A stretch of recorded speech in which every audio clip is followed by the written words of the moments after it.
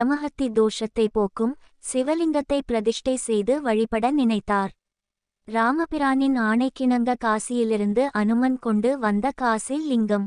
இந்த லிங்கம் இன்றும் ராமேஸ்வரம் கோயிலில் உள்ளது. 2. மணல் லிங்கம். காசி விஸ்வநாதருக்கு நிகராக போற்றப்படக்கூடியதாக சீதா தேவியால் மணலில் உருவாக்கப்பட்ட ராமேஸ்வரம் ராமநாத சுவாமி சிவலிங்கம். இது தான் இந்த கோயிலில் மூலவராக இன்றும் உள்ளது. 3. உப்பு லிங்கம். இந்த உப்பு லிங்கத்தை வஜ்ராயுத லிங்கம் என்று அழைப்பர். இவரை வழிபட்டால் சகல நோய்களும் குணமாகும் என்பது நம்பிக்கை.